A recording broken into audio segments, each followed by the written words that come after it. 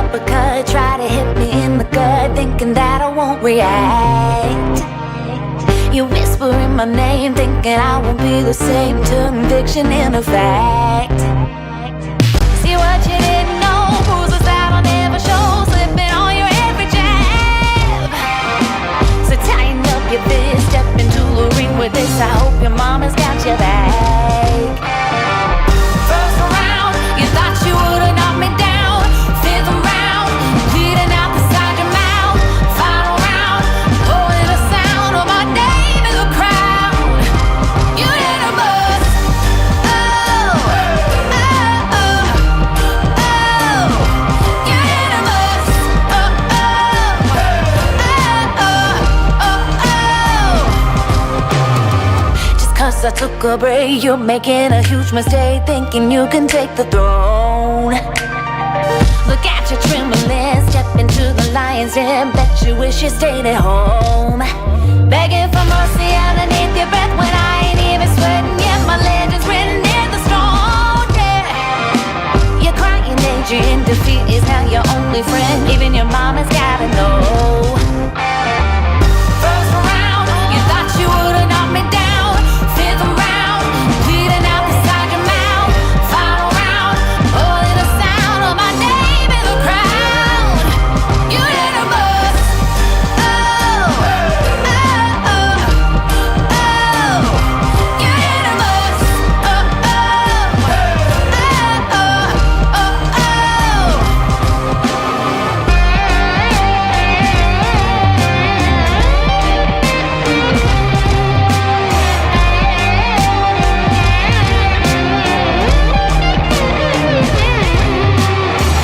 First round, fifth round, final round. Oh, oh, oh, yeah. First round, fifth round, final round. No, no, no, no, no, no. First round, you thought you would've knocked me down. Fifth round, bleeding out the side of your mouth. Final round, holding the sound of my name in the crowd. You did a bust. Oh, oh, oh, oh. You did a bust. Oh, oh, oh,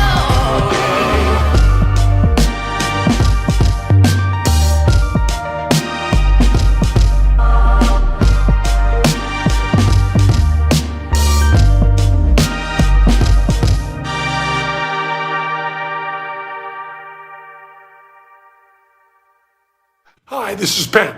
Penn Jillette, Penn and Teller. Big guy does magic. You're asking if Smaller he was guy having next a to me, dream. he does magic too. He doesn't see, talk that- very much. that is Anyway, cool. I wanted to welcome you to In Time with Nick. And We always get a kick What's out that, of Teller? when she's doing that. what's that, Teller? What's that? She always wakes up Oh, rather yeah, sheepishly when it happens. Yeah, Teller wanted to say welcome to In Time too, but his mic is off, like Nick. Love you all.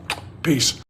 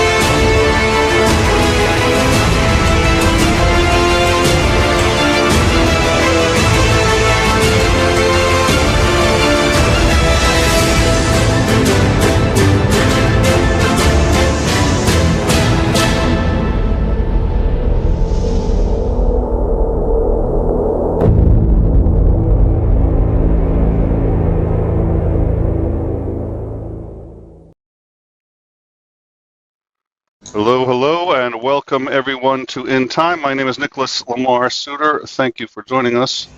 Okay, I just want to make sure that the audio is up. Looks like you guys may be getting a really hot mic. So let me check on the live chat and see.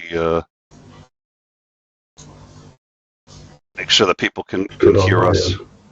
All right. Well, that's good. If it's good on your end, that's a good sign. It's the board here is showing me some really bizarre information, but it wouldn't be the first time the board was off. Anyways, thank you all for joining us. We are not in touch with Operator Starsky at this moment. We've reached out to him a couple of times in the last few hours. Haven't heard from him. That does happen. Those of you who've been following us for the last 6 months or so know that does happen. It happens on occasion. It's one of those things. It turns out he's in a war zone.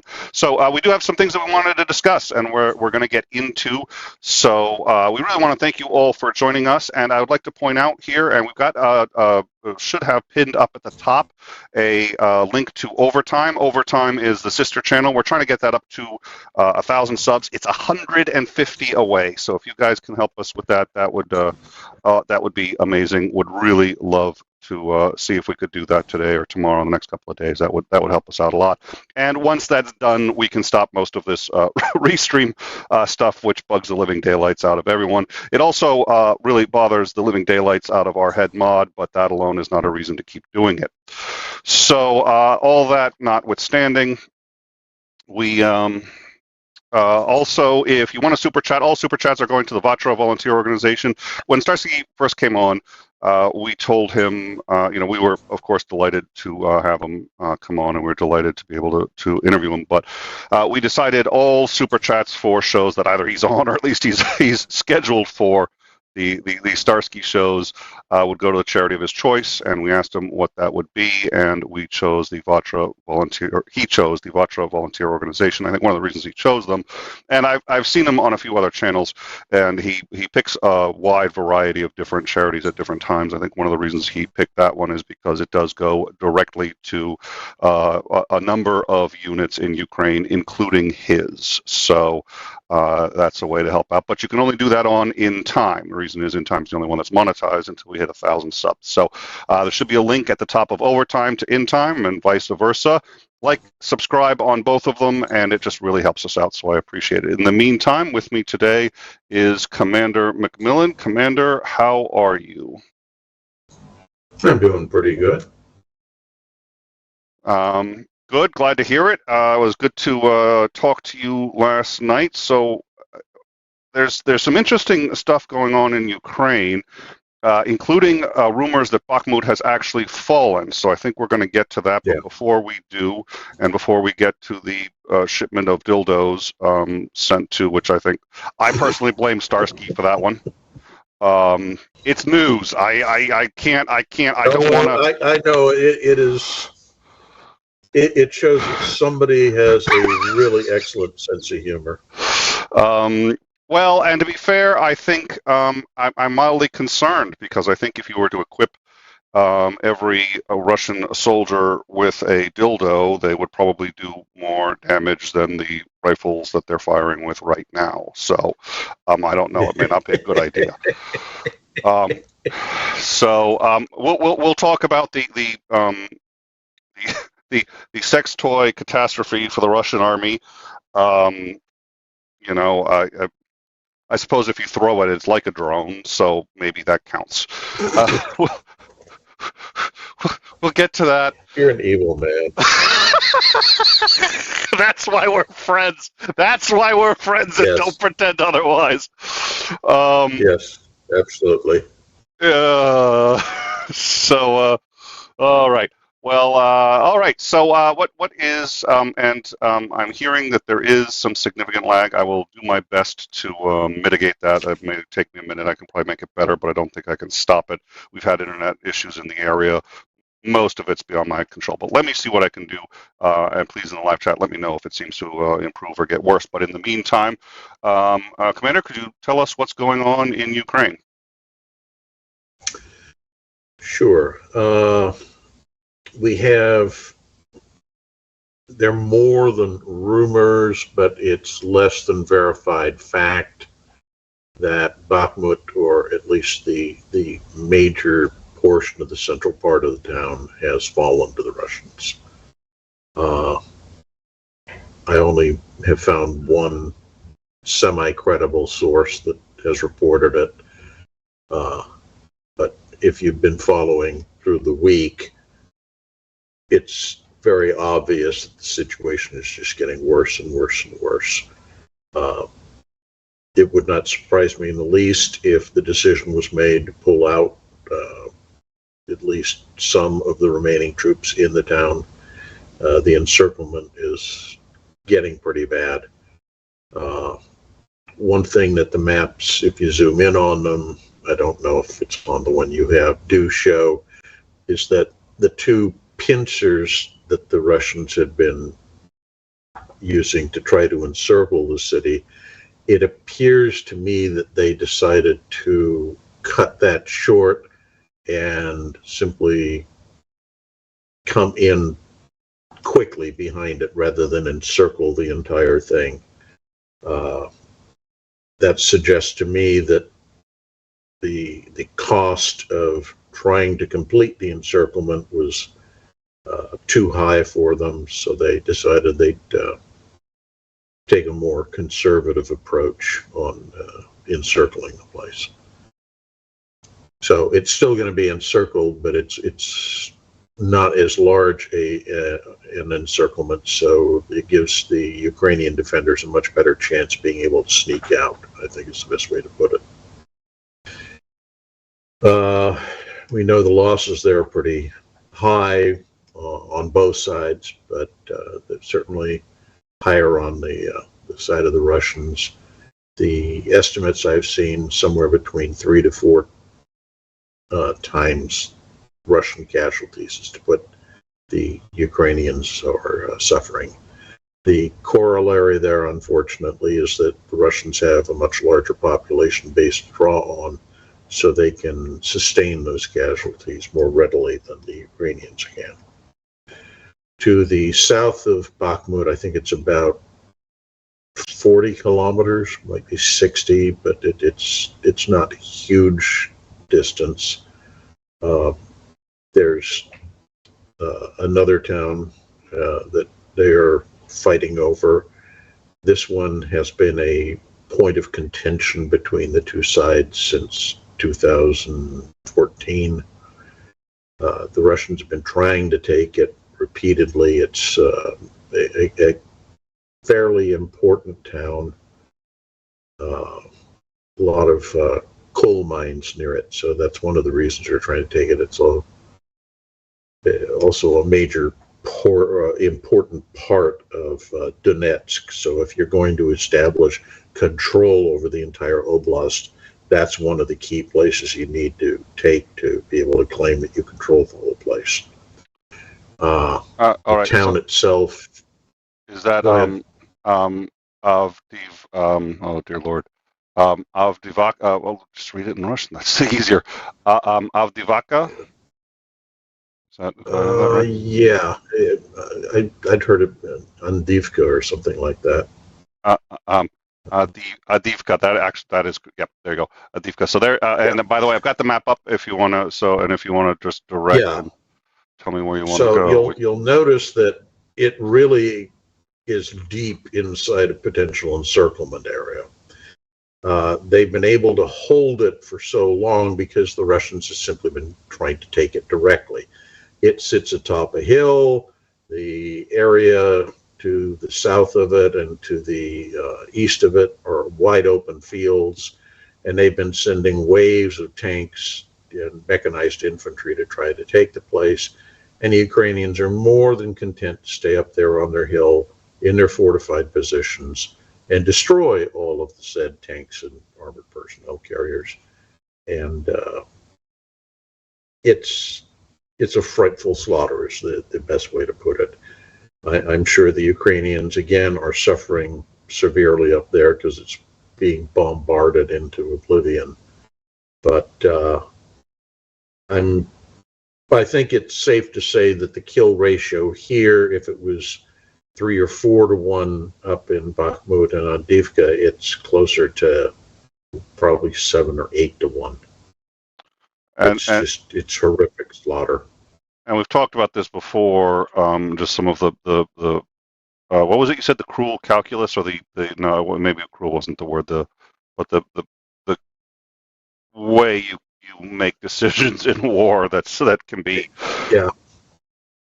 Yeah, and as I called it, the cruel calculus of war. The commanders on the Ukrainian side are looking at this and saying, we may well lose all the defenders of said town, but if we're inflicting that kind of a casualty exchange rate on the Russians, it's worth suffering those losses, because we're breaking the back of their forces.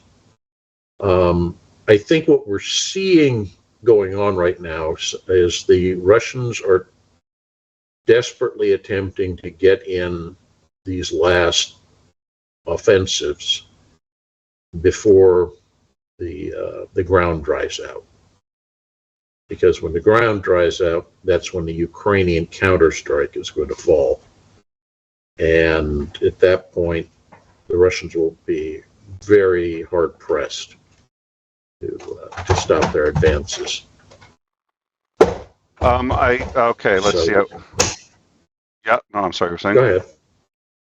Yeah, I was just going to say it's a case where the Russians, I think, see that this is the last opportunity until the next, until autumn, when the ground goes gunky again, because the ground needs to be dry for mechanized warfare, and they've pretty much shown that they can't conduct mechanized warfare on their part. The fighting on Avdiivka, as I said, is primarily they're conducting mobile assaults or trying to take or encircle the city. They're losing all of this stuff.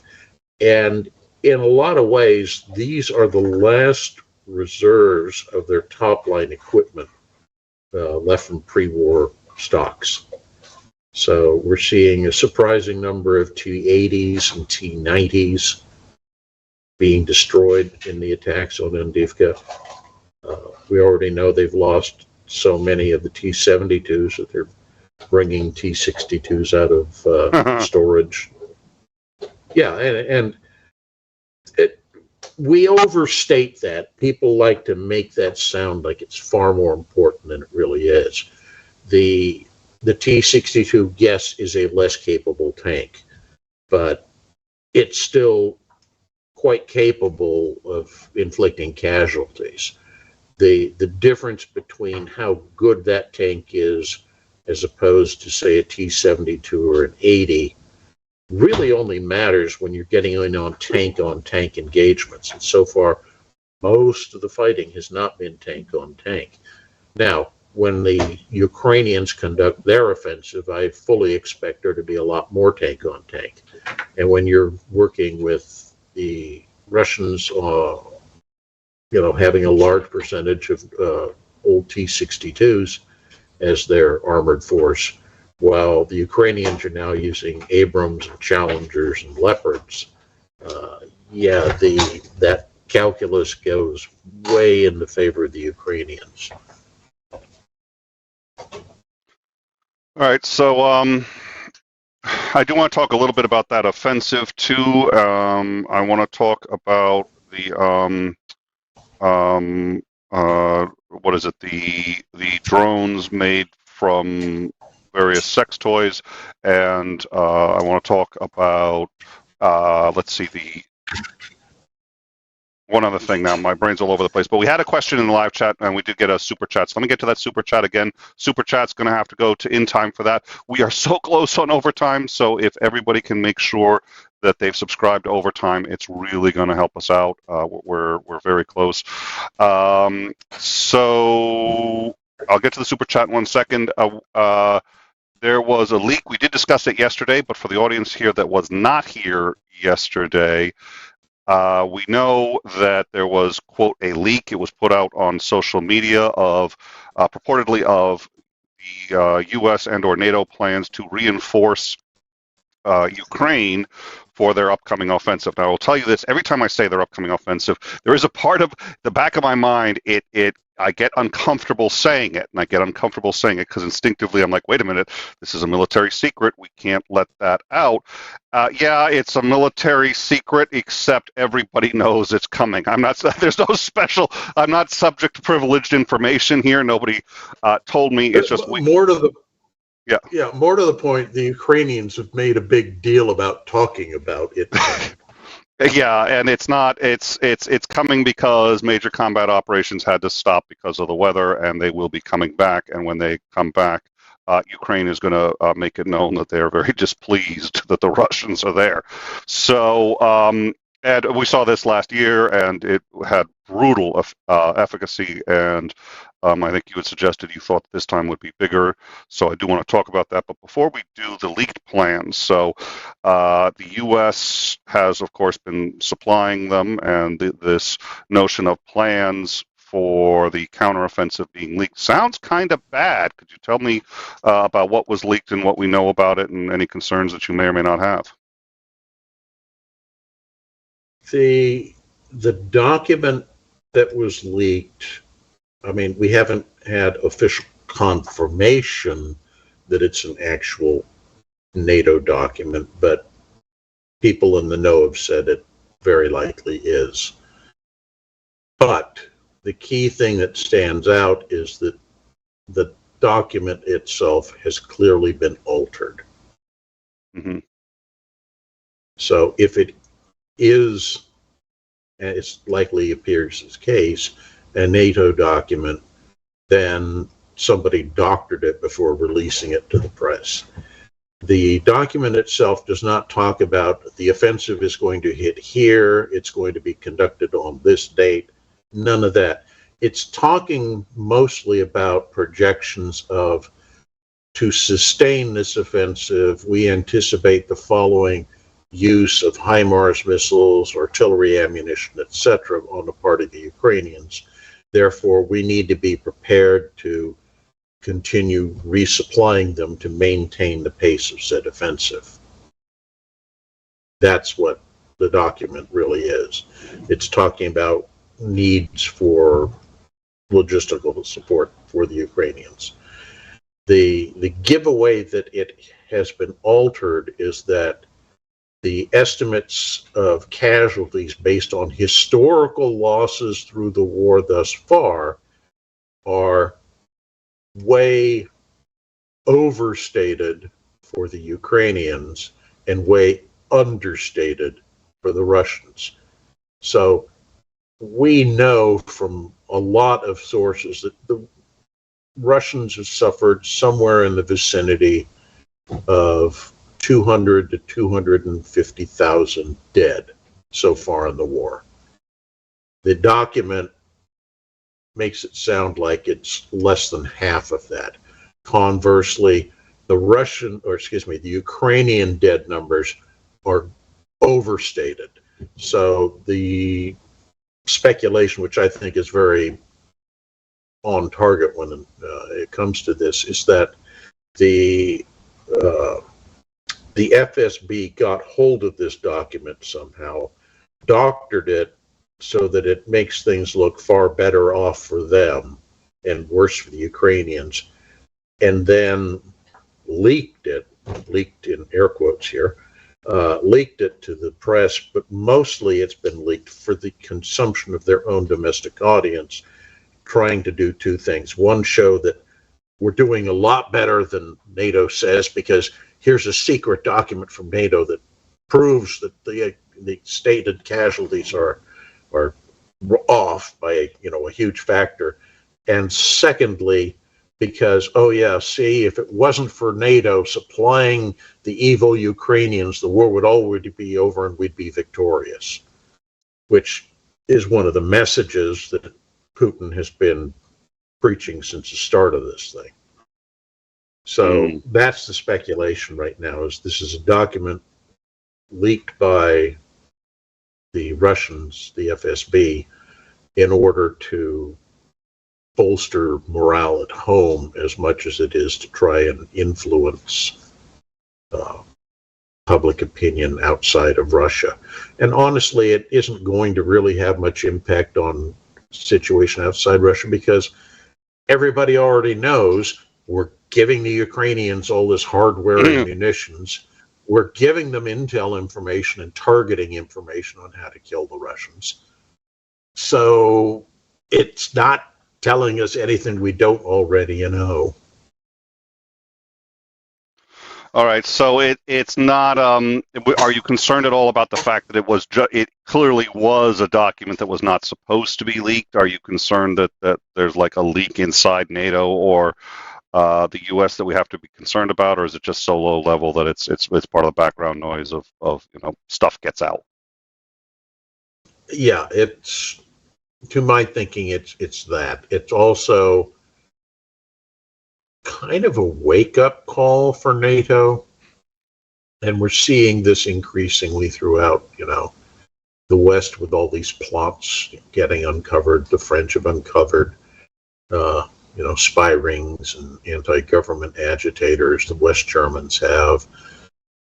It is making it more apparent that the extent of the tendrils of this Russian intelligence services are longer and deeper than anybody really wanted to acknowledge prior to this. And I suspect that we haven't gotten anything specifically saying such, but I suspect it's true in this country as well. All right, yeah, I'm going to go out on a limb and say I have more than suspect, but that's for another show. And FYI, I have attempted again to reach out to Starsky. We haven't heard from him. He's usually, if he can't make it or is going to be late, he's very good about notifying us. We haven't heard. It's not something that I think anyone needs to be concerned about. He is. Well, since we're engaged in so much speculation, my speculation is that if Bakhmut has indeed fallen, and we know his unit was one of the units that was involved in the fighting around Bakhmut, that as a public affairs officer, which is what his job is, they're busy trying to spin the story as it's coming out that the city has fallen. Yep. That would be my initial guess. We'll see. My guess was somewhat broader and thereby easier to defend, which was he's having a meeting with top brass. I mean, it's usually like he's running late. He's like, sorry, Nick, the commanders called me in, or I was called in. I had to talk with Eddie. So it was just like, oh God, like we have to plan for the war. Yeah, no, that makes a lot of sense. If Bakhmut is where we think it is at this point, he's busy. And actually, the other thing that is concerning is his unit is up there, and he knows all of those guys. He's fought with all of those guys. So, I'm as soon as you said that, it just hit me, and I was just like, yeah. So, that's. And assuming it's the case, they're going to be trying to conduct a fighting withdrawal to get the troops that are in there out before it's too late. And that means that you're going to get really intense fighting. You're going to get really high casualties. Tactical withdrawal under fire is one of the more difficult operations to pull off. So yeah, he's going to be a busy guy. Yeah. All right. Well, while we've got it, and a few people have mentioned, and I've got to reach out to, and if anybody here knows, I'd like to reach out to the enforcer. I haven't had a chance to do that yet. Max, although I know Max's English is not necessarily great, maybe we can have him come on, but a few other people. On April 22nd, we are going to have a charity stream for Ukrainian refugees. Now, here's the way it works. We have, Starsky has agreed to give us a letter thanking whoever does the top donation. You're going to get a letter from me on behalf of In Time thanking whoever does the top donation, and you're going to get a Ukrainian flag sewn by, or what is it? Crocheted, because apparently there's a difference between crocheting and other things. Crocheted by Godless Granny, and we're going to It's essentially a Dutch auction. Whoever has the highest super chat is going to have that sent to them, care of in time. And we're delighted to do that. But all super chats, the highest, the lowest, the middle, are going to go to the UN Refugee Relief Fund, and specifically for the Ukrainian section of that. There are, in the description right now, you can find the show, you can find the details of it, and we just have a page up to what we're going to be doing and why Starsky is going to be involved. I spoke with Dick earlier, and he said that the shills are happy to help out and come over. So, and we're trying to get a few other people. Godless Granny is going to be here. A few other content creators have said that they're going to stop by, and I think it's a worthy cause. So I hope. And you know what? If you've got student loans, if you're eating ramen noodles every day, and it's just something that's not going to happen, that's perfectly fine. Hope you'll come in and have a good time with us, and it's going to be okay. Titan's asking to see Afghanistan, and since I am in the I was in both live chats, but I'm currently in the in-time live chat just to try to cut down on bandwidth, because I know you guys are seeing lag, so it's easiest. Thank you, Titan, for pinging me inside there. It's easier to do. So I will hit Afghanistan there, but we're going to be doing that on the 22nd. I think it's going to be a good show, and it's a great organization. We talk about the metrics for that organization. It's also part of the UN. So I hope you guys will consider coming, watching, having a good time. And if any of you know any Ukrainian content creators from Ukraine, we've also reached out to a few others. But want to help us out, come on to the Discord. You can talk to me there. But I think it's going to be good. And we do have that super chat. Let me get that super chat, then we're going to go hit Afghanistan. Commander, this is $4.99 from Cheryl Watley saying, Commander, please watch Crimea in Ukraine's control is a key to any genuine peace and prosperity in the U.S. from the Ukrainian Foundation. So I think that's a video. The title of the video is Crimea in Ukraine's control is a key to any genuine peace and prosperity. I'm wondering if, no, I don't think that's the video that you and I had referenced earlier about why. All right. So, but, So I'll interrupt, and I will point out my opinion on Crimea right now. Please. The reason Crimea is important is it has extremely well-developed naval base in Sevastopol. The Russians have, for a long, long time, used that as the base for their Black Sea Fleet. And the Black Sea Fleet is also the one that primarily projects power into the Eastern Mediterranean. So it's a very important location for them.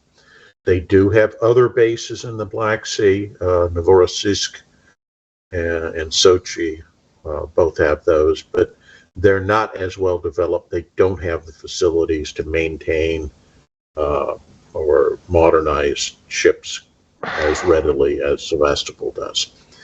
So the Crimea also has a number of very important military air bases. So if you want to interdict not just the Black Sea, but fly long-range strike aircraft to affect what's going on in the Eastern Mediterranean, then they would have to pretty much fly out of Crimea. If you have to relocate to air bases out in the Caucasus region, it kind of makes it much more difficult to get those aircraft into the Med to affect things. So that's one of the main reasons they're trying to hold it. The Crimea itself really doesn't have a whole lot of important resources. So by itself, it's not that critical. But from a propaganda standpoint, it's vital because so much of the stuff that has been done during the course of the war, and I don't mean the one that started last year, I mean the one that's been going on since, basically since 2008.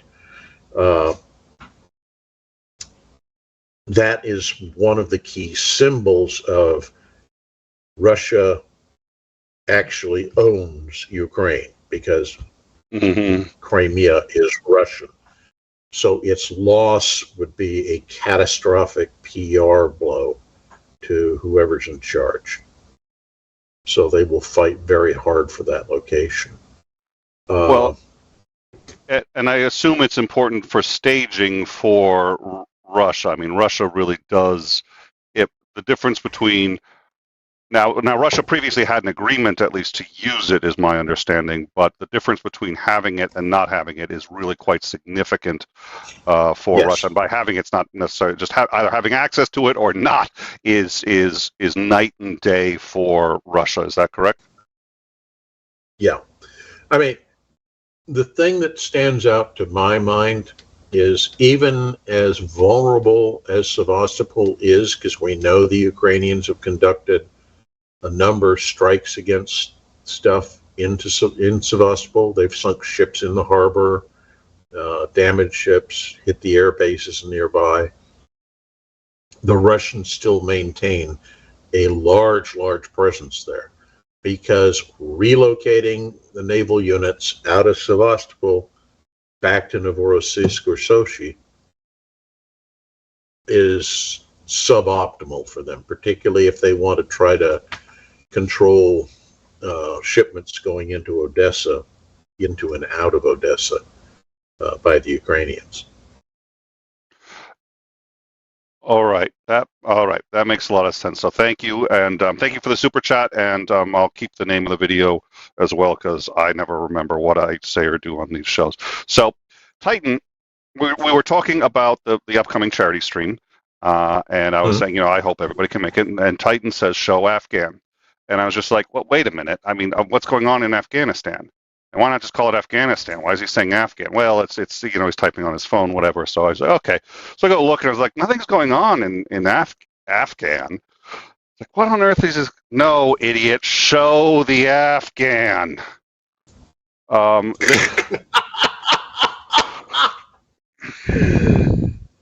So you have a guy with a little hat and he speaks Urdu. Watch it. I can mute you now. I've now got the discrete mutes on there, so I won't hesitate to use it, sir. So this is what this was crocheted by Godless Nanny and Godless Nanny. Okay, I will say I'm on about 3 hours of sleep. I know for those of you who are regular watchers of the show, you can't tell. I'm basically always like this. But it's like 10% worse. So, anyways, she crocheted this, and it's a Ukrainian flag. It's about 7 feet by. We have the dimensions on the website, and the link to the website's in the description. But and I got to tell you, I'm kind of humbled and honored that she thought to come to us and say, listen, I'd like to see if we can find a way to donate this to charity, and we just sort of built from there what we're doing. And like I said, there's going to be letters from us and from Starsky for whoever gets it, and it's the top super chat gets it, and all the details are on the website. That'll be April 22nd. So I've now shown Afghanistan, and wow. So, so we're looking forward, and I'll do one more shill myself. Like, subscribe, and share this content. I think it's a good show. I think it's worthy of sharing. And I also know everybody was here to see Starsky. I'm not going to pretend. There were two people, you're all here for two different guests. And I'm keenly aware Macmillan and I aren't one of them. The first is Starsky. The second is Macmillan's pup, who I got to see earlier, and I'm sure will make an on-screen appearance again. But I'm aware. But you guys have stayed with us since the last year. Go fetch my toaster. So, so thank you, and then we're gonna. Dad, I'm resting. I'm not. Yeah, Godless Granny did a great job with that, and we appreciate. Nico. Oh, there he is. oh, not right now, Daddy. Sorry. He's not a performer. He is, but not on command. No, he is not.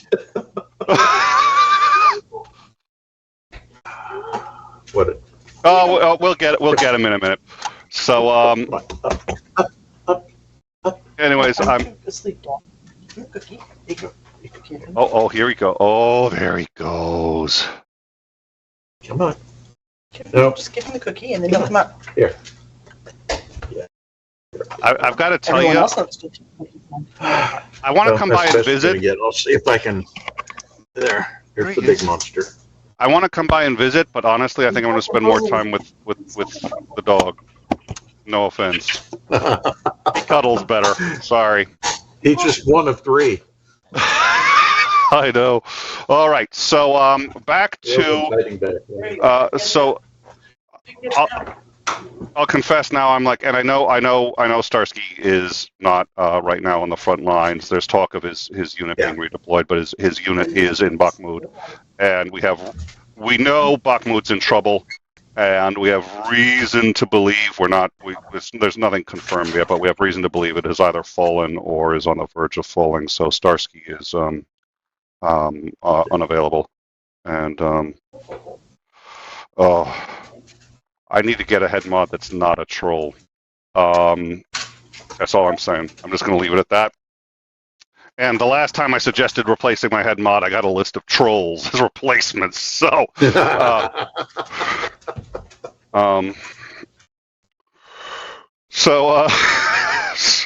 literally just DM'd me and said, "Nick, show the Afghanistan." Thanks. Yeah, no, I don't. I have no idea what to do with these people. All right. So, anyway, so yeah, I'm concerned for his mental health, and I know he's he's suffering as much as anybody else, no more, no less. And those are his guys out there, and he is so proud of those guys. Oh my God. Whenever he's talking about them, and it's just he is right there with the mind and spirit. So I'm hoping everything's okay. We'll learn more.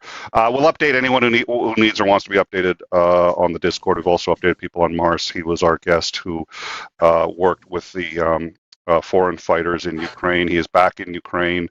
He is back doing what doing the mental training and conditioning for specifically for foreign fighters in Ukraine and helping them sort of integrate and work with Ukrainian forces. He went back to that gas station to find the two boys that were that he met the first time there. He could not find them, and he decided not to ask after them. The reason being, child kidnappings are so serious out there. He doesn't want to run around saying, "Listen, I'm looking for these two boys," so he's let it go. But we're still in contact with him. We update everybody on that stuff. So hope you guys will join us on the Discord, and you can also always ask. I'm on the Discord. I will answer any questions that you ask. My answers on Ukraine are spectacular. They're very intelligent. What I don't usually tell people is I get them all from this guy over here. So I usually talk to him first. And there's like, "Oh, great." There's like, "Well, let me tell you how things are." They're like, "Wow, Nick, you know so much." I was like, "Yeah, let's just hope Macmillan doesn't drop in and see." Basically, I cut and pasted his answers. Which I'm sure he's noticed and has kept quiet about, but that's because I send dog treats so he can bribe his favorite. Yeah. So, right. All right. $25 on In Time. Suzanne Niffen, I'm going to say. I think that's right. I hope that's right. Suzanne Niffen is what I'm going to go with that. I may be dyslexic, but I'm actually pretty good at getting the names right. Captain Starsky, all day, every day, Vatra Slava Ukraini. Thank you so much. And by the way, I make sure that he gets the receipts to all of these from all the shows. And he and I had a chat about it about a month back. And it was, his response was, enough that I could do this for another 10 years. He was immensely thankful, and he thanked me. But really, I'm sitting here talking. It's you guys who've been doing it, and I made sure he knew that, and he does know that because he's been around the block. But anyway, so thank you all, and I know he appreciates it. So let's see. We were talking about. Let's talk about the combat dildos. All right, I think it's about time. It's I have to admit, your experience in the combat part of this well exceeds my own, possibly in the dildo part. I'm not going to ask. It's really none of my business. But I will say that I never thought Don't I ask, would. don't tell. Don't ask, don't tell. Exactly. I never thought I would have to discuss combat dildos on air. And, oh, shit. Hold on a sec. Oh, wait. YouTube, you have been demonetized for the next 7 decades. Really? Oh, that seems harsh. Okay. YouTube doesn't like combat dildos. It's news! I can't Yeah. control that people are throwing dildos at the Ukrainian army. It's not my fault. Okay. Yeah, so apparently some Russian mill blogger had been running a kind of a GoFundMe-ish sort of thing. And he was trying to raise money to buy some unit, a drone. Mm. And I think he'd gotten up, like about $20,000 plus and placed the order. And then pro-Ukrainian hackers hacked into the account and changed the order from drone to $20,000+ worth of dildos getting sent to said Russian unit. I just love the symbology there.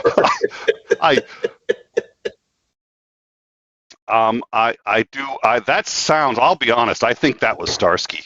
I was looking forward to talking to him just to find out. I was just like, okay, Captain Drone. We already know he's an expert at penetrating drones. Did I really just say that? At any rate, he's got a complicated relationship with drones, and I'm frankly, he's on the top of my suspect list. Well, given the success that, Russian drones are so bad that, okay, so basically, so let me ask you this: is it now that Russia will be getting drones not from Iran but from just like a regular porno shop or Adam and Eve online or something like that? Is that you think equivalent to Russian drones? I think it's maybe an upgrade. Could be. Whatever works for their glorious military effort. Certainly. Well, they'll certainly be less explosive. And possibly more dangerous. All right. So okay. So that is so it was actually, and they hacked. It was Alibaba. I forget how to pronounce it. Alibaba. And they hacked into the guy's account. Also, there was a what appears to be an assassination of a pro-Russia blogger who was in St. Petersburg in a cafe. Cafe Right. exploded. What do we know about that?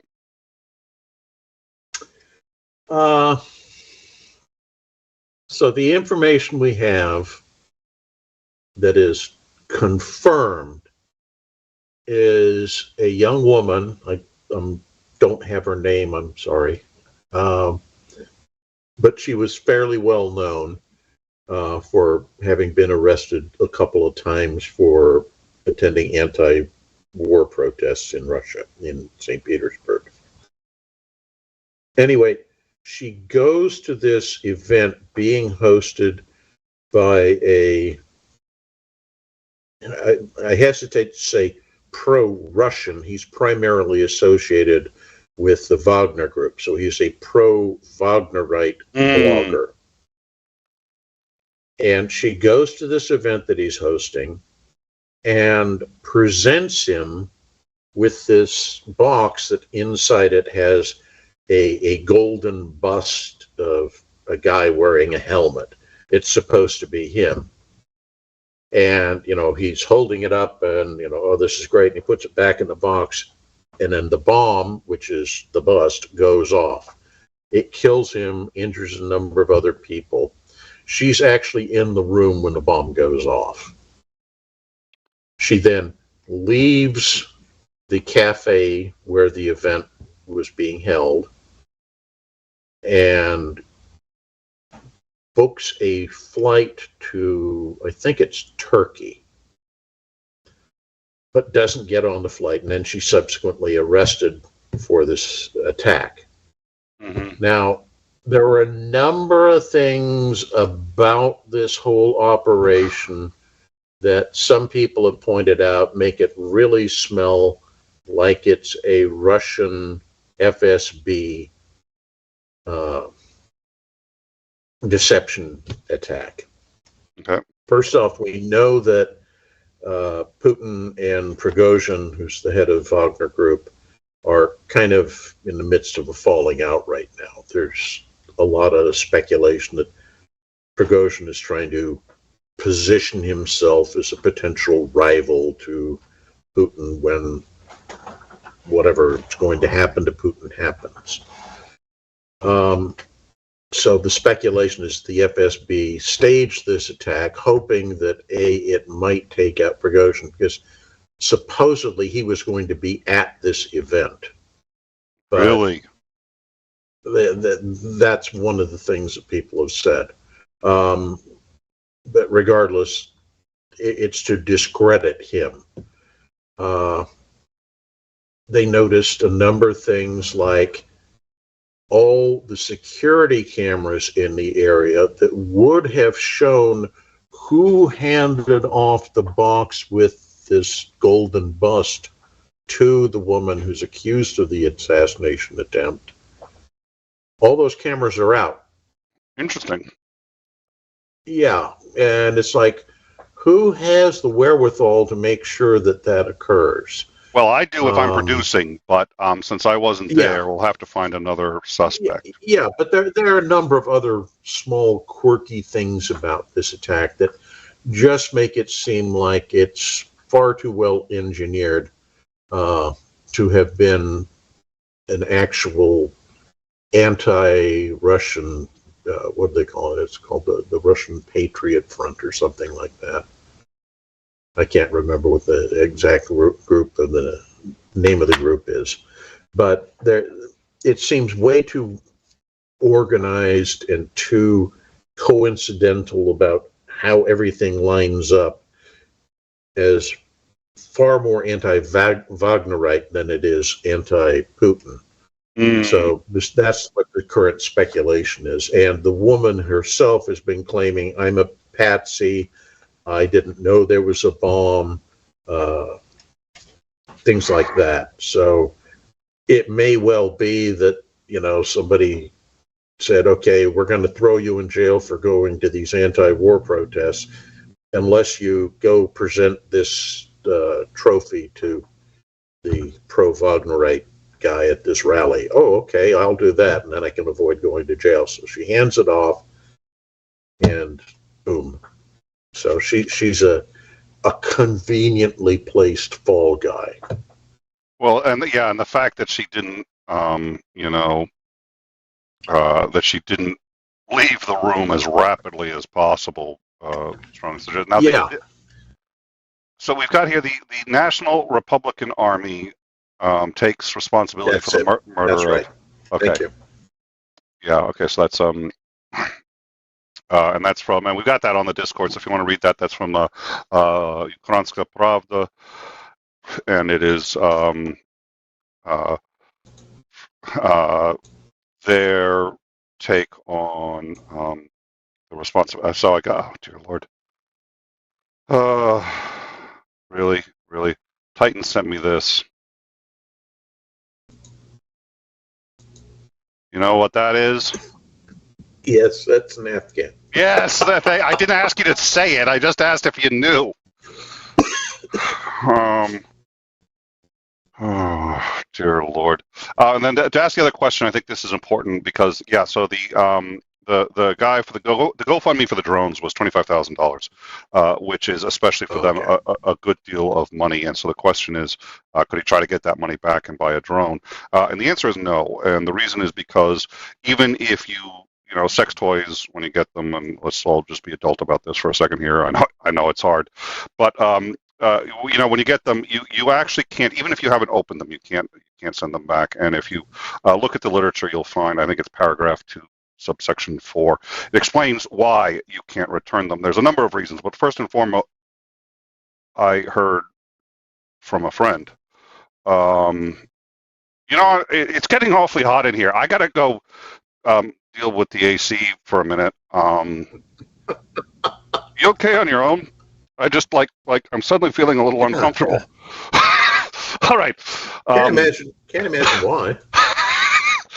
Oh, all right. Well, is there anything else? I know. It's again, we're sorry that Starsky isn't here, and I think my explanation was, and I have zero doubt I'm correct, which was he was called in by command, and he had to talk to them. And one of the reasons I suspect it's that is because if he's on the road or if he's anything else, he sends me messages.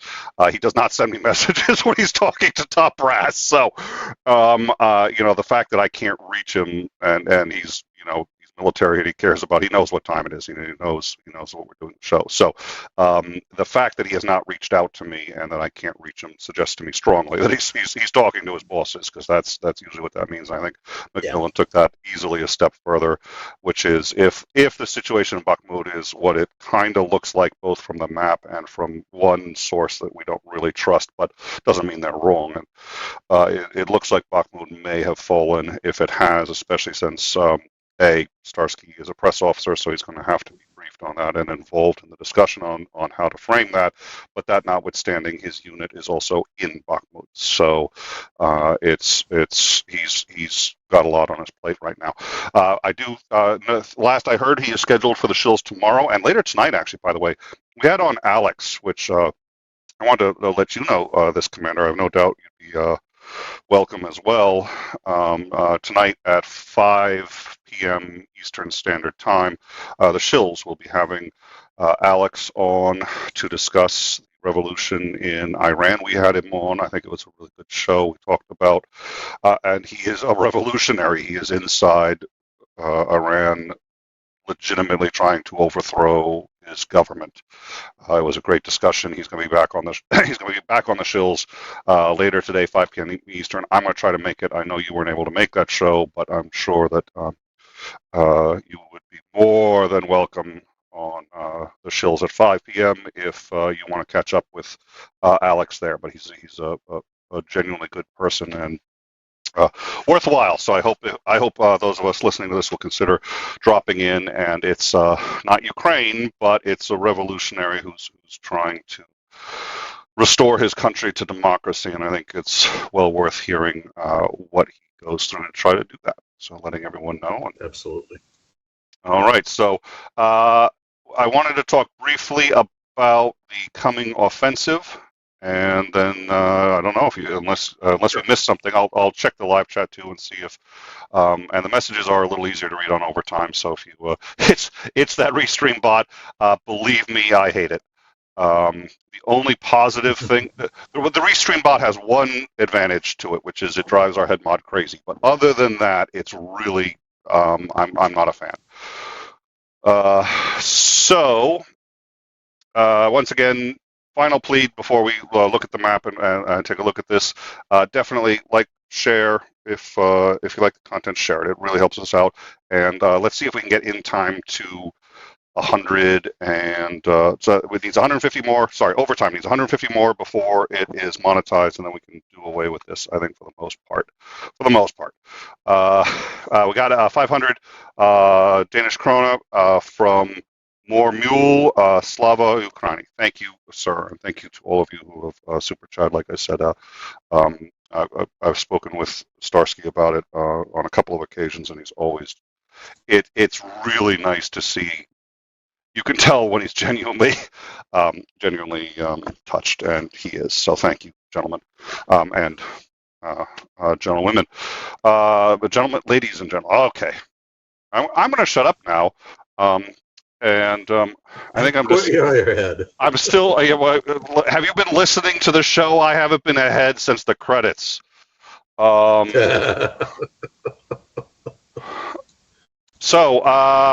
the offensive. I think speculating on this is fine because we have no idea what's going to happen. The only thing I can think of is we heard some reports that they were thinking about going straight to Crimea, and I thought that was awesome because So- Can you take the map and condense it down a bit? Not Sure. zoom in, but out. Yeah. There you go, and go north. Okay. so So well, I just want to. So the only thing I want to say is the thing I had heard was they're going to go for Crimea, and what that means is Crimea is probably not their target because what they did last time. This seems to work every time with the Russians, where they say they're going to go after the most juiciest, most obvious thing that they would want to go after, that you'd think they should go after, and Russia reinforces it. Everybody's sure, and then they go after something else and take 10 times more. So, but that's you're the military expert. What have you heard? What do you think? well, having grown up in India, I'm going to use the Indian head waggle here. Well, I'm not very sure. So they've made a lot of noise about striking for Crimea. From my personal perspective, I think that would be ill-advised because the pink doesn't make it all that apparent, but there's really only one effective route into Crimea, and it's across a very narrow isthmus. And we know that the Russians have fortified that isthmus, so trying to send troops across it is going to be a really bloody assault. And one thing we know that the Ukrainians like to try to avoid is bloody assaults. Yeah, that's the isthmus there. There's another one which is slightly to the east. Keep going. There. See that really narrow thing sticking down to the edge of the picture? Yeah. That technically connects. Technically being the operative word. At low tide. There's not really a road on it. You could get troops across it. As you can imagine, anybody with a pea shooter can probably shoot your column because it's maybe 100 meters wide. Well, I didn't see Moses had enlisted, so without somebody to part at low tide, sure, but when the tide comes up, you're going to want God on your side, or you better not go that way. Okay. Yeah. So everything's coming across the main isthmus there, and we know the Russians have fortified it, and a smart commander does not conduct frontal assaults into the enemy's strength. And that's just the part of getting into Crimea, to say nothing of the fighting in Crimea itself, and the fact that they have to penetrate the lines on the other side of the river to even get to that isthmus. It's hugely costly, so I don't see that as a likely avenue of events. So if you go zoom out again, I'll show you the areas. So go up to, you see that big lake right there, kind of in the center? Right. So on the eastern side of that, slightly to the north of where you are, is the town of, or city of 𝐍𝐢𝐜𝐴. That is a big logistics hub, and we know that the Ukrainians have a bunch of stuff staged there. Now, they could strike either south or east out of that location.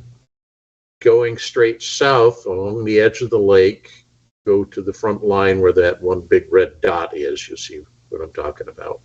I'm sorry, I was distracted for a second. Where to the red dot?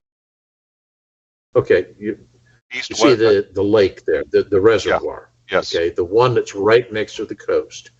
don't zoom in on it, but center the screen on that and then zoom out so you can see the Sea of Azov. All right. No. Wrong one. The other one. To Oh. the east. Sorry.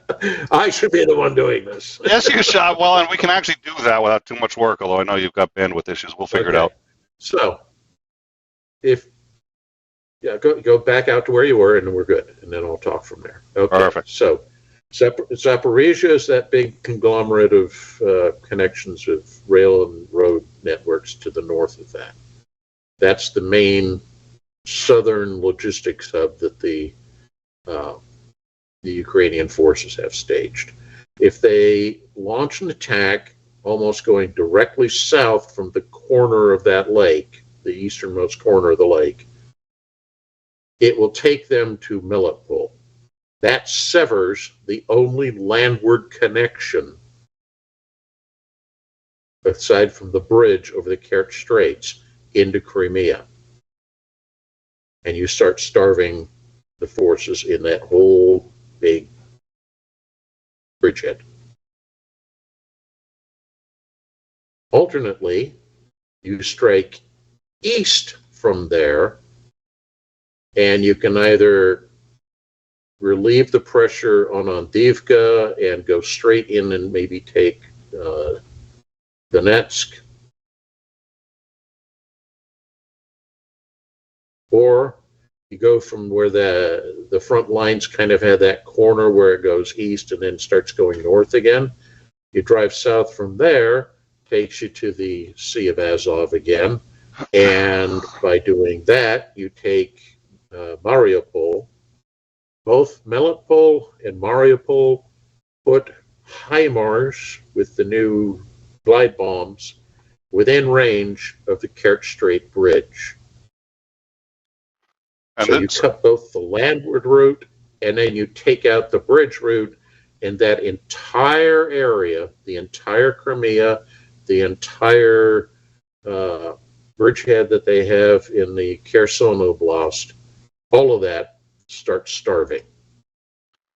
Oh, so if I understand this correctly, let me see if I can frame this. They have a choice. They can either try to go in here to try to take back Crimea, which is going to be, for reasons you explained, costly. Try to go this way to take it, which is essentially the same thing, only probably significantly worse. So that's one way to start to get back Crimea. The other thing they can do is just go straight here and head, let's see, a couple of different ways, but the easiest, or the first that you mentioned, was go here and go all the way down to Melitopol from here, and that actually does essentially the same thing, if I'm understanding correctly, because now you've completely cut them off without having to go through any of these narrow sort of Battle of Thermopylae areas you really don't want to touch if you can avoid. Exactly. All right. So that's one. And the other one's just farther to the east, and that's going back to Mariupol. And this is where the big siege was. This is why, well, and we talked about this. I remember when they fell, because we were covering that as it was happening. Yeah. This is one of the reasons these have been so important, sort of from day one. That's how they staged the entire eastern half of the. They actually did not stage it from the back as much as they staged it from Crimea. Right. Now, stop there and let the picture stabilize a bit. So it's hard to see, but there's the rail line that comes straight south into Mariupol, Mariupol, and goes east to Melitopol. It's kind of a little orangish yellow line. It's really hard to make out on this map, but you can see it. That's the main way the Russians are getting their supplies into Crimea right now. They're having trouble with it, even in its current state, because the Ukrainian artillery on the front lines has the range to take that rail line under fire. Remember, the Russians moved the vast bulk of all their supplies by rail. not by truck. So taking out that rail line and interdicting it makes it difficult, but they can still get supplies in. Cutting that rail link entirely by occupying it with ground forces is basically strangling the entire Russian army that's to the west of wherever they cut it.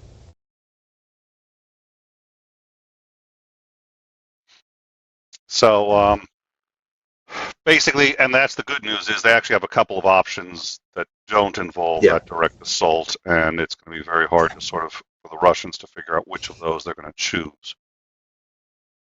Yes. And of course, where are the bulk of the best Russian forces right now? They're not manning the lines in those potential positions where that offensive is likely to come. The best troops are fighting at Avdiivka and Bakhmut. That's one of the reasons holding those locations, as costly as it is and as exposed as they are for the Ukrainians, is important, because as long as the fighting's going on there, they act as a magnet for all the main Russian forces going there. And it leaves this section of the line relatively weak, so that when eventually the attack comes, it will have a much easier time. So by basically putting troops into Bakhmut, which the fall of which would, you know, be a PR boost to Russia, which nobody wants, but tactically isn't a huge problem. The reality is, by keeping not all their troops, but by keeping a significant force there that can hold the city at least for some time, Russia just keeps pouring, you know, for whatever reason. They just probably because Putin needs the PR more than he needs Russian lives, but more than he needs young Russian men. Keep pouring. He's going to keep pouring his troops there, and then by the time, so now Ukraine can just set up their offensive wherever they want to put it. And then by the time anyone knows that the offensive has started, there's just no time to redeploy and try to respond to that. Is that roughly accurate? I think that's a fair statement, yes. So, and more to the point, if they do pull troops out of the line elsewhere to try to shore up wherever the attack hits, then the Ukrainians, because they're operating from what are called interior lines, it's much easier for them to shift their troops around. For the Russians, they have to go all the way around. It takes longer. It's easy for the Ukrainians to take advantage of a thinning out of lines elsewhere. And in fact, that's kind of what happened last year with the Kharkiv offensive. They waited until the Russians had thinned the lines up there and then hit. And because there was so little up there to prevent it, they were able to just make huge advances, as you know. So they're trying, I think, to set up something similar. Now, it doesn't have to be that they're going to attack in the area that I just said. There are other options, but I think from a strategic standpoint, this offers them probably the best outcomes. All right, two questions, then we're going to wrap it up. First question, you had said that in your view, this was going to maybe even be bigger than the offensive from last year. Are you still, is that still your view? That are you still optimistic about it? I think so. And the reason I'm optimistic is we know that the Russian army has been ground to a nub. They're out of all their top line equipment. All their long-term service personnel have pretty much either been killed or have said, screw this and gone home and aren't accepting contracts anymore. So many of the troops that are manning the lines are inexperienced mobics, conscripts who don't have the training to be good troops, and they're fighting with less effective equipment. Conversely, the Ukrainians, we know that something like 60,000 Ukrainian troops have been training in foreign countries on the new equipment.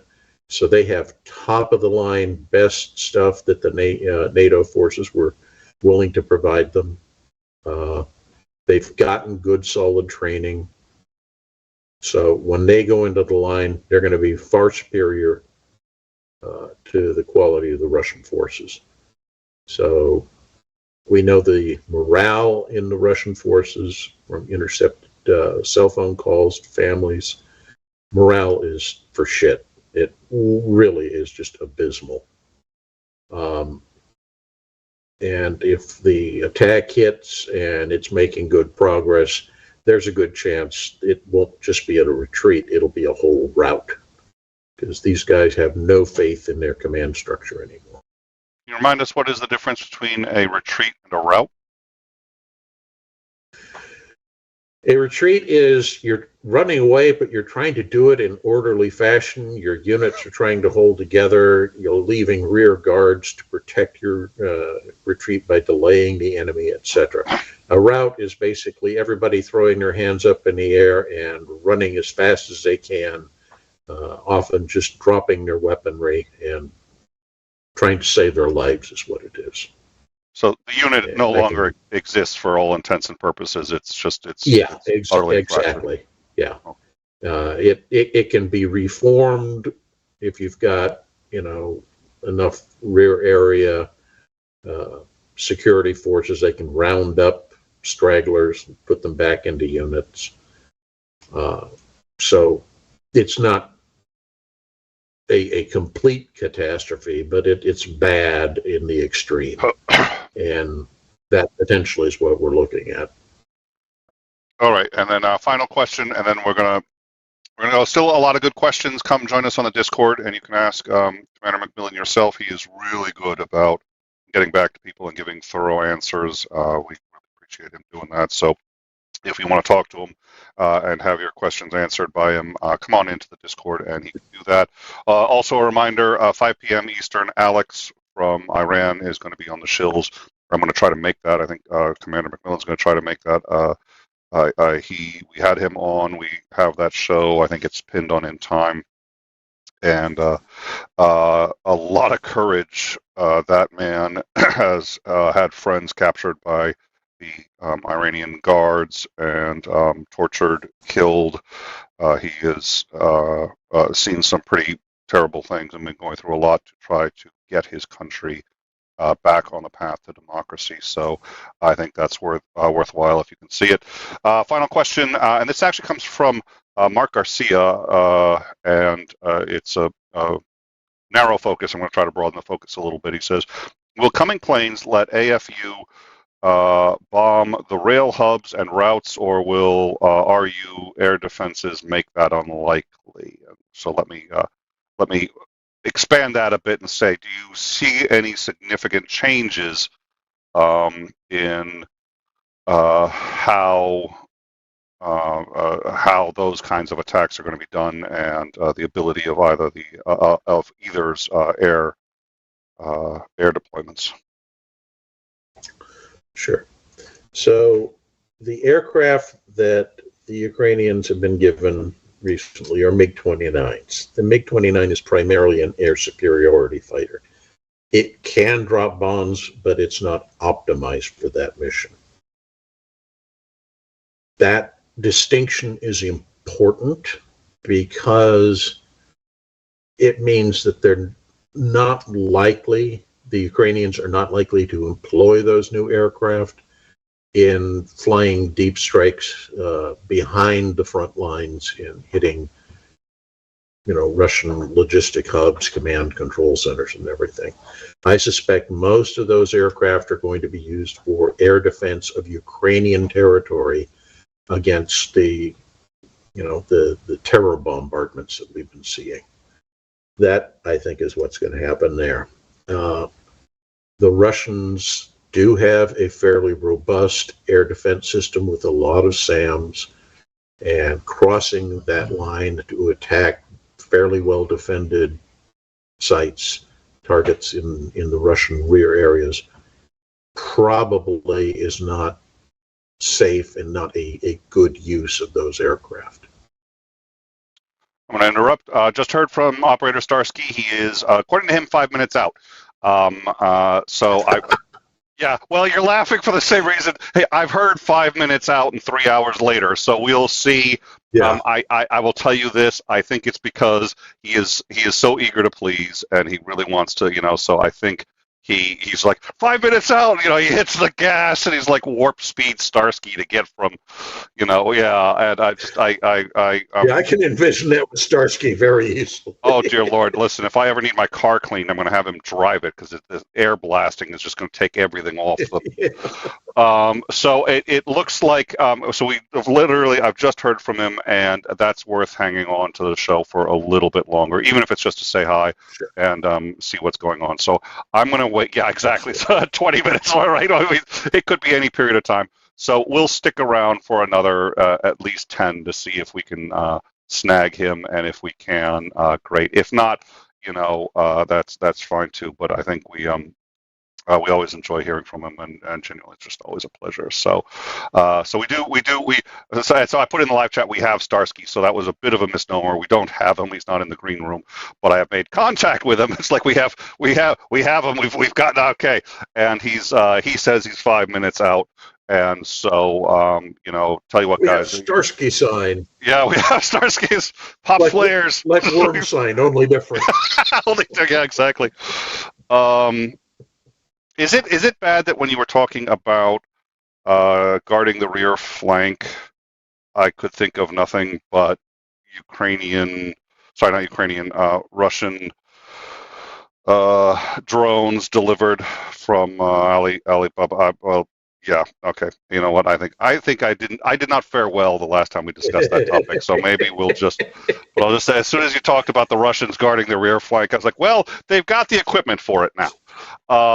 But some things are best left unsaid. Yeah, I really should look. I'm vamping for time. This is crisis here. It's crisis. People are leaving. They're like, we don't want to see these two talk. I'm like, I'll just whatever. If you want me, I can bring out a monkey. Just bring the dog back. Bring the dog back. Starsky runs the shills on time. Yeah, there's two things with that. And I was just like, at first I took the comment seriously, and then I realized it was from Dick, so I was just like, you know what? And I've asked the mods to clean up the channel, and it was subtle, like, can you, there are trolls on the channel. I said, well, name one. I was like, Dawson. And they're like, we can't see him. Are you sure he's there? I was talking to Titan. I was just like, yes, he's there. He's typing. And Titan's like, I don't see anybody. And the problem is, I can produce, kind of. I can make it look like I'm producing, but I don't know how to mod. I'm just like, I'm sure there's a button to deal with it, but no, being on time is off-brand for this show. This is in time, not on time. That's right. Well, let's see. Oh, yeah. Well, you know what? I should just for the sake of it, and I'm going to do this for what is it? This is just for. Oh, and they want to see the dog. So Commander McMillan will get the dog. Oh, son of a. The performing dog. The performing dog. He's not going to be cooperative. We expect to have Starsky in a while, and this is for Mr. Dick Dawson. Just a quickie here. Well, they won't be able to see your camera here. So, oh well, let's look at the dog first. And I'm going to do here. I don't think there's any. Here we go. Can you see him? Yeah, I should have blown this. Oh my God! Oh dear Lord! Oh, that's the little girl, and that, of course, is the big guy. I can hear the disgruntled growl. Yes, it's mid-morning nap time, and we're disturbing them, so they're not happy. And I'm going to check on Starsky right now. He's not in the green room, but I'm going to check real quick. And while we do that, Dick, this one is for you. In a world where a host can't even operate his own microphone, a suit costs $400, and nobody knows what time it is, despite the clock that's literally built into the show. One man has the courage to stand up and say, it's in time, not on time.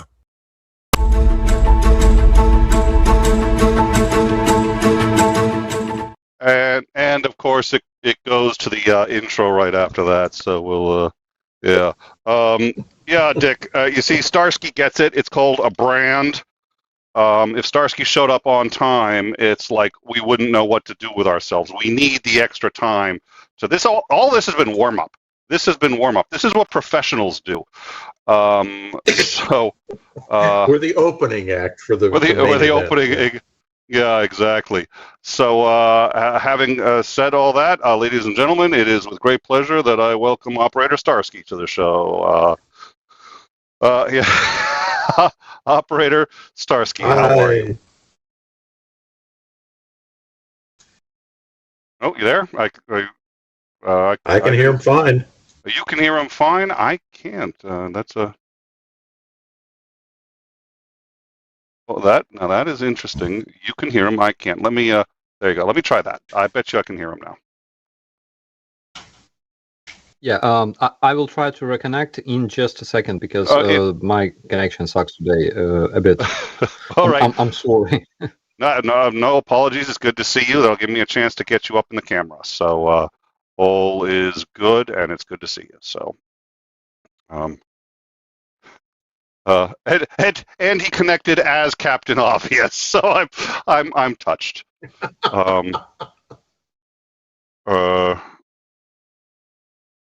So I'm going to do one quick thing here and just get his camera on so that everybody can see him. He's not quite as cute as the puppy, but you know, we still want to see his face. So there you go. And he's actually just disconnected. He's resetting his connection there, and here we go. All right, I think we got it. Welcome. How are you? All right. Can you hear me now? Absolutely. That was entirely on my end. Of course. Great. Awesome.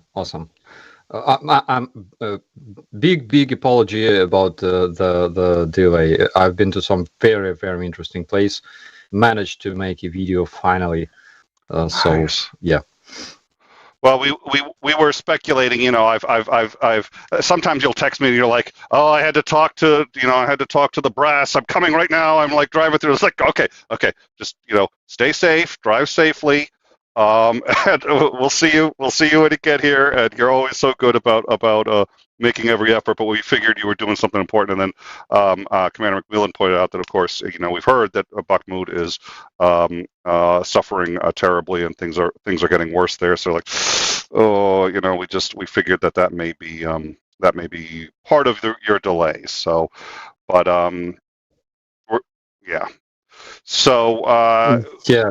Yeah. Well, unfortunately, the news regarding Bakhmut, Russians activated their offensive operation there today, early in the morning, and currently there's a fight in the, I can say, in the downtown of Bakhmut.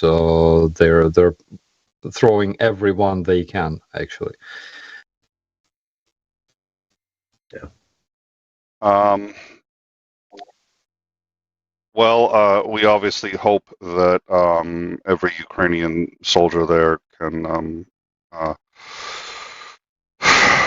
hold the city as best they can. And McMillan and I were talking about our belief that in many ways right now Bakhmut is a linchpin because with Russia throwing everything they can at that, it's giving Ukraine some time to maneuver and figure out what they're going to do next. So everybody in Bakhmut is right now buying Ukraine exactly what it needs, which is time and breathing room. So I think they're all heroes, and it's about the worst situation you could imagine or want to have any soldiers in. But it looks like it's. I am not a military expert, but I'm reasonably well studied in history, and it's like nothing I've ever seen before. So there's Ukraine as always has a tremendous amount to be proud of. Yeah. So let's see. So what we've covered, and would like to get your input on any of these. We've covered the death of the blogger in what was it? St. Petersburg. St. Petersburg. Okay, I always get confused because it was Leningrad. Now it's St. Petersburg. In St. Petersburg, we covered the details of that. We've covered the details of, obviously we've talked about Bakhmut, and we've covered the details of the new Russian dildos that are taking the place of their drones and are expected to be probably no less or more effective. It's probably just roughly the same thing. But $25,000 worth of dildos now supplanting the, yeah, that was cute. That was, and my personal belief that you, sir, are behind that one. I heard that one. I was just like, absolutely. oh yeah, sabotaging drones sounds like a National Guardsman I know.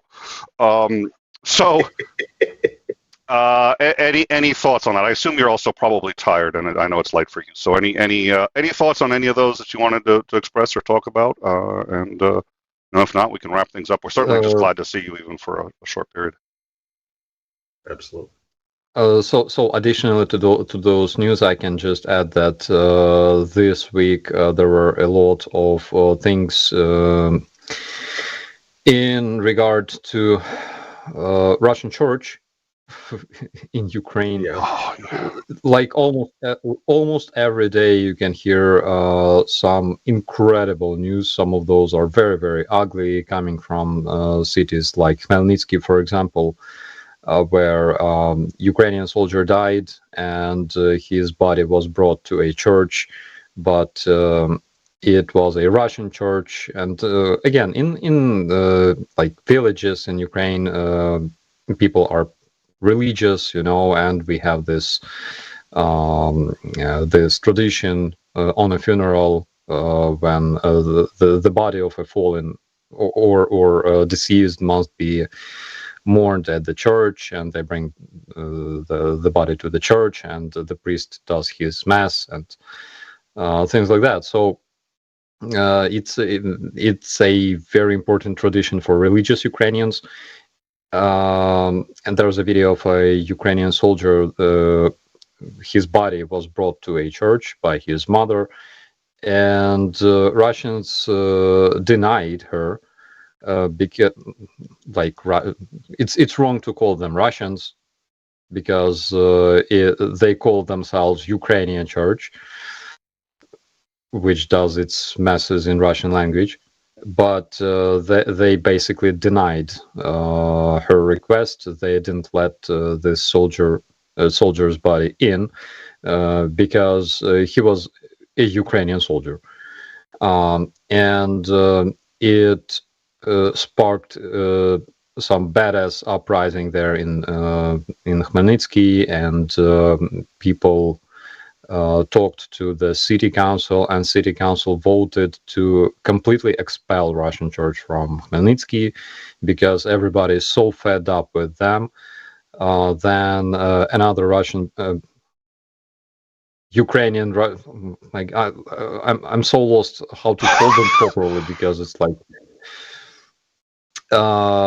representative of the Russian church in Ukraine was arrested in Dnipro for molesting his daughters after their mother died, and he was reported to the police by their older brother, who learned about that. And then there were several Russian priests who were charged with treason, basically, like several men all over Ukraine. They were charged for treason by the security service of Ukraine. and basically they were accused of treason. That's correct way to call it, because their calls were intercepted, because some of them in Kharkiv, for example, one of the representatives of the Russian church was blessing Russian soldiers who came to Kharkiv, and he was welcoming those Russian soldiers and blessing them to commit this genocide and things like that. So again, some people, some individuals, those representatives of the Russian were accused of attacking people. When people come to church, sometimes they attack them. There was a soldier who was beat up by their priests, and like it looks like they're doing everything to provoke the further the following I don't know how to call it. They're doing everything to provoke this conflict in the media, to pump up the hype and things like that. So then our law enforcement has to react, and when they react, then Russians can use this to show that, oh my God, Ukraine is canceling religion, Ukraine is replacing Russian church, and they do that a lot in their social media. Like we didn't have so much news about those Russian representatives of the FSB church since I don't know, never. Well, So and that, please. would you say that they're getting direction from their higher ups in Moscow to do these things, or is it just something they're doing on their own? So first of all, I believe that they had direction. I believe so, because they tried to talk to our president. Mm-hmm. Basically, they had kind of protest near the office of president several days ago.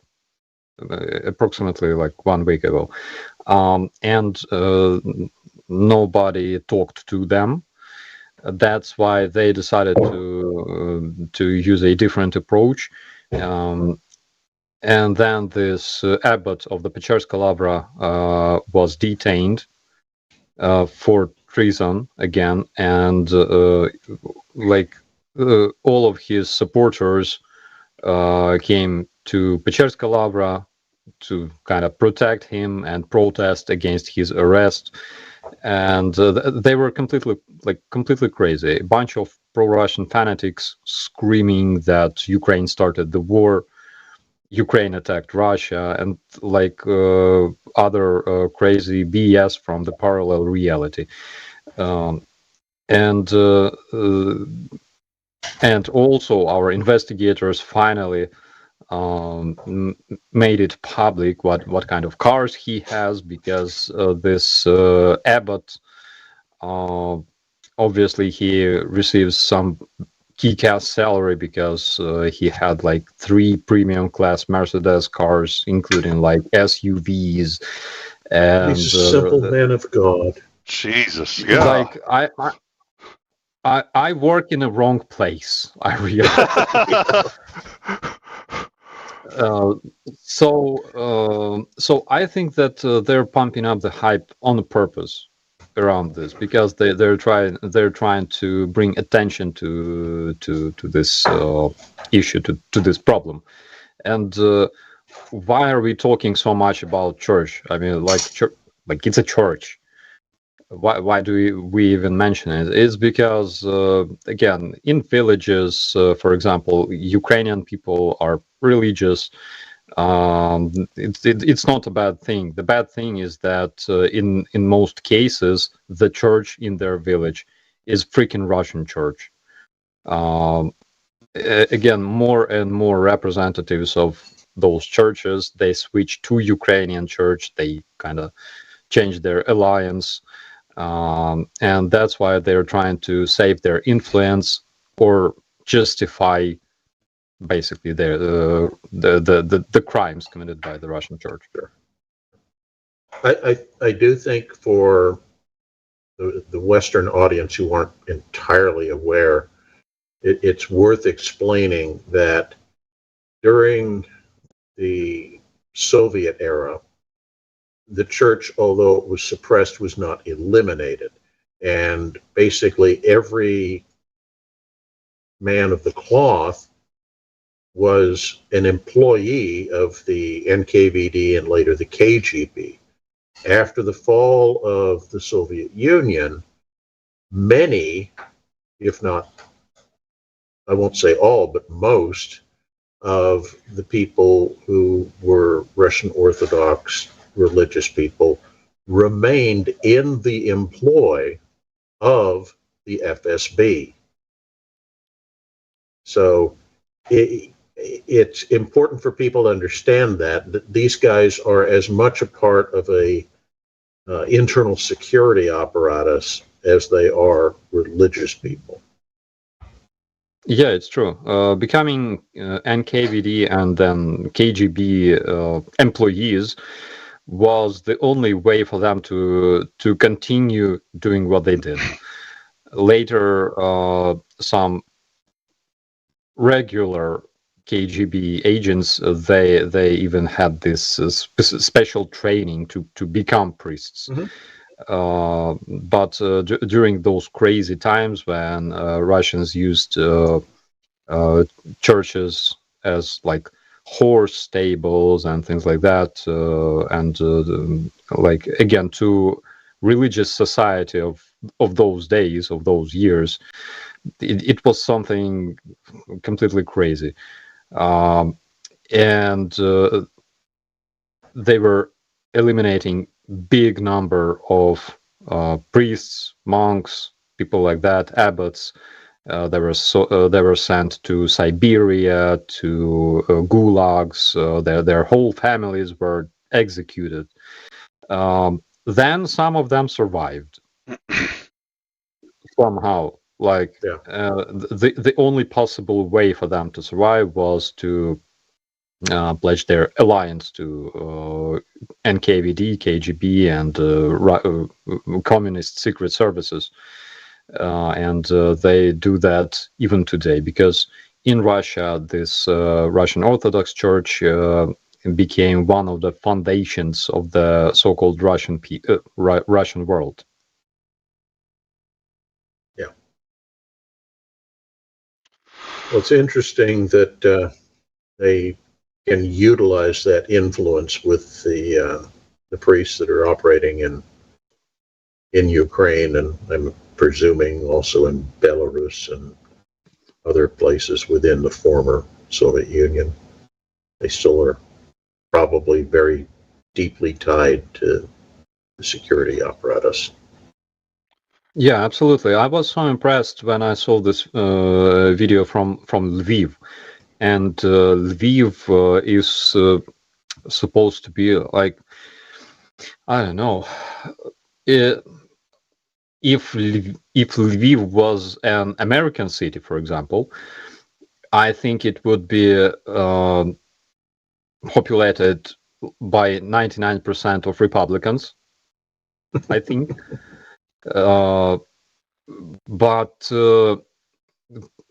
But it's wrong to say so, because those people are a bit different. They disregard my previous. The hole is getting a little too deep. Yeah. So mostly they're like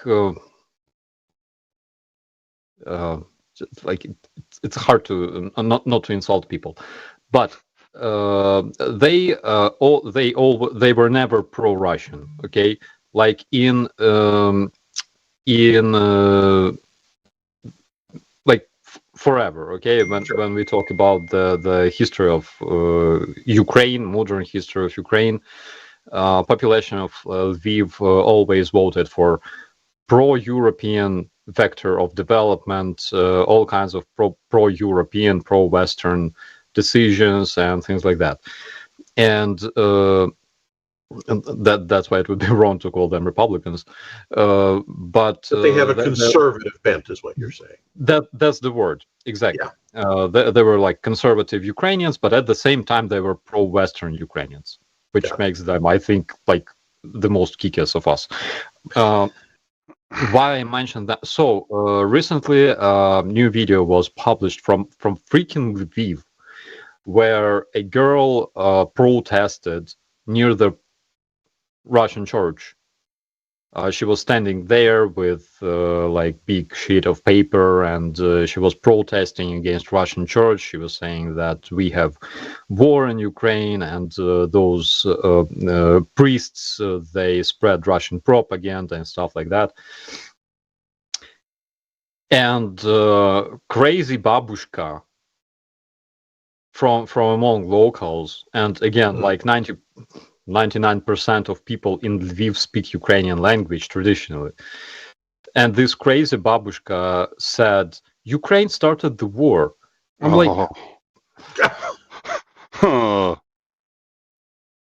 how is it? Like, I could expect her to say that in freaking, I don't know, Luhansk Oblast, but not in Lviv. Yeah.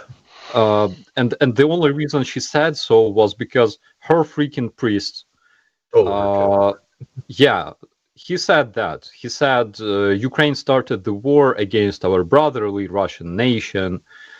I don't even know how they like justify, like how they explain the way Ukraine started the war against Russians. So what you're telling us is that the Russian Orthodox Church inside Ukraine is kind of the equivalent of Fox News here in the U.S. Got it. Kind of, probably. That's scary, gentlemen. I sent you something in the live chat. I think it's or not in the live chat, in the and I think it's worth seeing. I think we're not going to put that out live, but I thought you both would appreciate it. It's footage from the St. Petersburg attack. All right. So, anyways, I put that in there for you guys. So I did have a question I wanted to make sure I asked. I don't know. Was there anything else that you wanted to? Well, actually, let me ask you this question because I'll forget if I don't do it now. Former U.S. President Bill Clinton came out and said that it was a mistake for Ukraine to disarm in accordance with U.S. wishes for the attempt to stop the proliferation of nuclear weapons in exchange for security guarantees is probably a strong word, but at least for accommodations from the U.S. regarding security in the 𝐒𝐸𝐿Think Accords. Ukraine was the third largest nuclear power. Was it in? It can't be in Europe. I think it was in the world. Third largest nuclear power in the world. For a time, they disarmed. Oh, okay, so in the world, they disarmed at the behest of the U.S. and through intense negotiations. What resulted in the 𝐒𝐸𝐿Think Accords. And Bill Clinton, former president of the U.S., has come out and said that was a mistake for Ukraine to do that. What are your thoughts for both of you? But I want to start with Operator Starsky. Everybody makes mistakes, because I live 5 minutes away from Bucha, it's very hard to remain politically correct regarding President Clinton. Like, it's hard to explain to people of Bucha that it was just a political mistake. That's why I hope that Mr. Clinton is dreaming of Borodyanka every night until the rest of his days. Commander?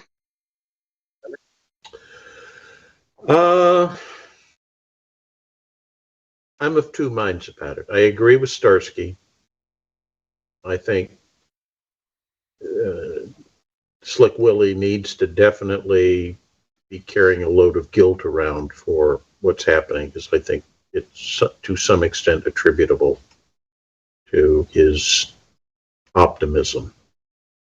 At the same time, I can also look at the situation and say, had Ukraine hung on to its nuclear weapons, even some of them, there would be a serious risk that they would be employed in a situation like this.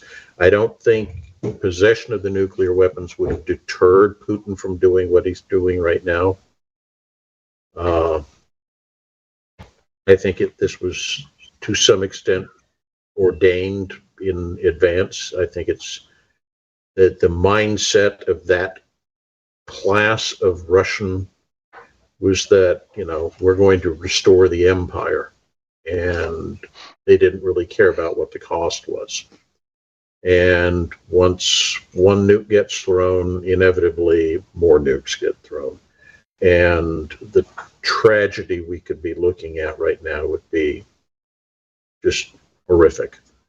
So it's a two-edged sword. I'm not saying getting rid of them was the right decision, but I'm not saying it was the wrong one either. I think that to some extent, allowing Ukraine to keep them under certain conditions might have been possible.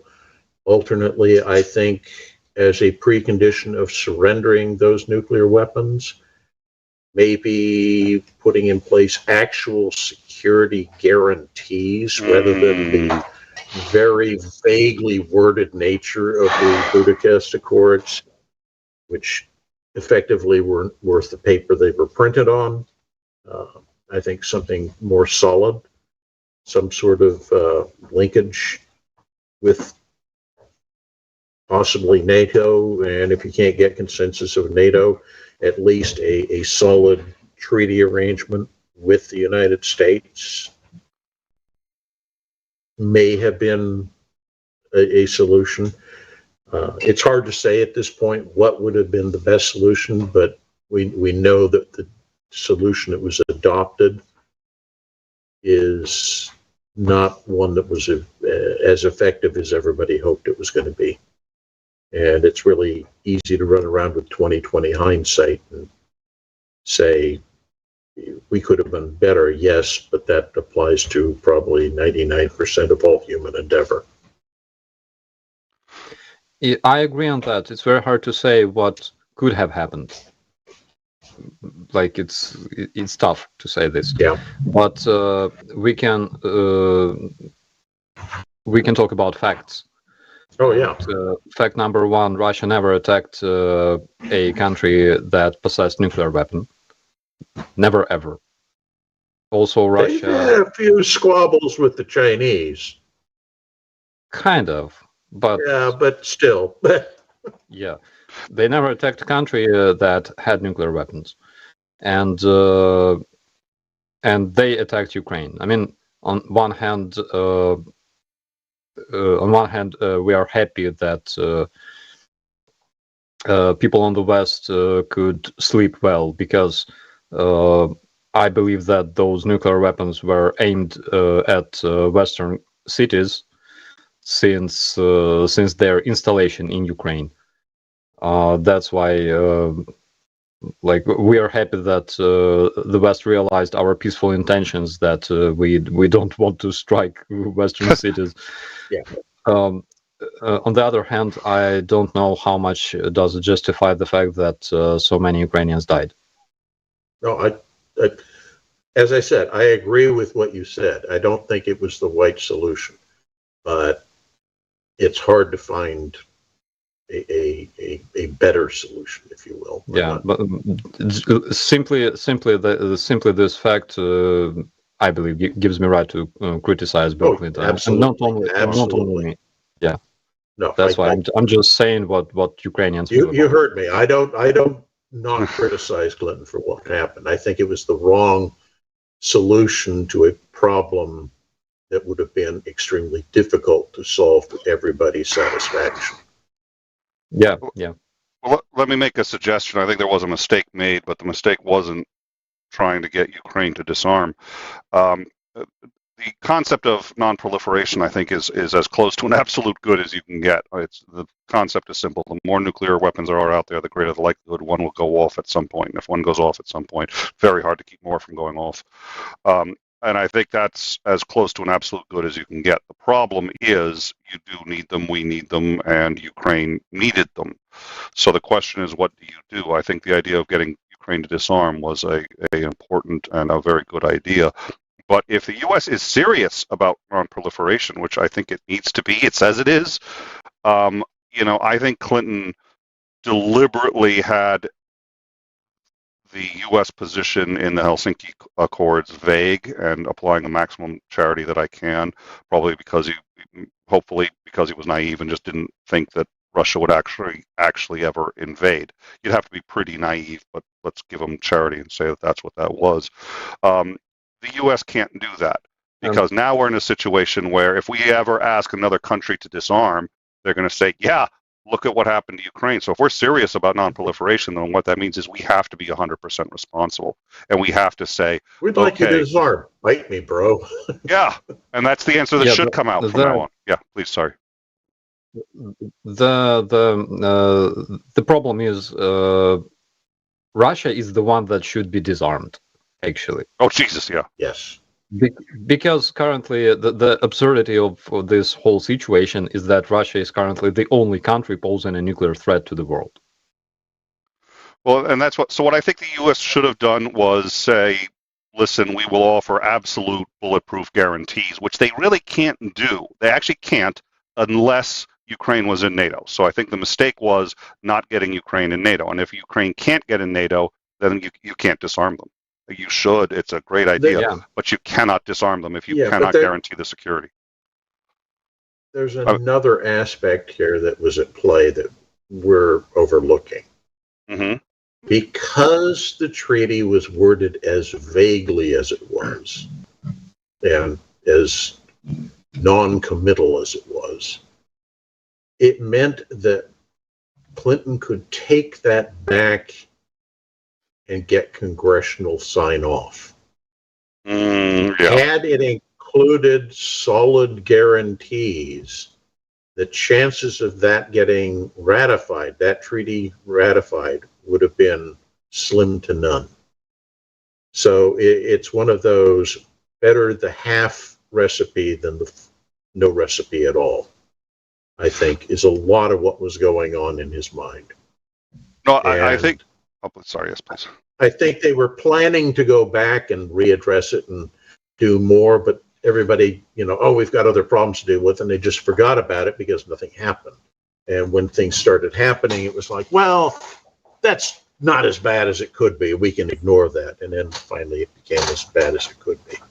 Well, and it makes dealing with non-proliferation harder for the reason we just mentioned, which is now when a country is faced in the same situation, no, the U.S. will not have your back in the sense that you really need it. If it's between nuclear weapons and so I don't think it was a mistake in principle to disarm Ukraine, but in practice it absolutely was because they didn't get the guarantees that they should have had to. It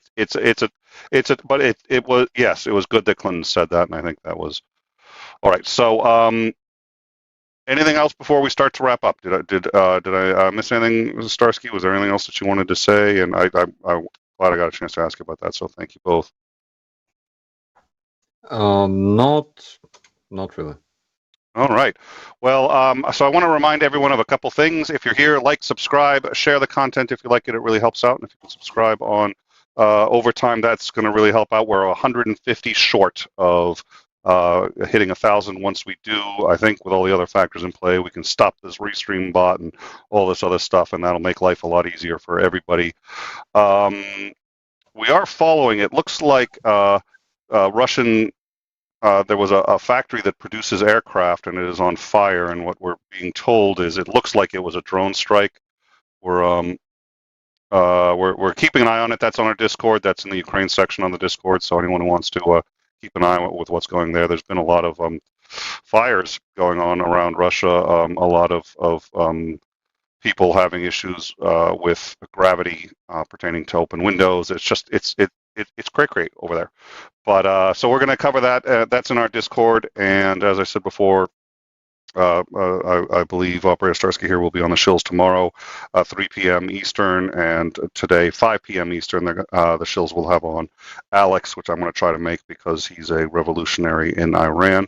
And lastly, on the 22nd, as a reminder, Godless Granny gave us this Afghanistan gave us, she knitted this and wanted to, or crocheted this and wanted to donate that to charity. And she reached out to us and asked if there was what was the best way to do that. And we decided basically a Dutch auction.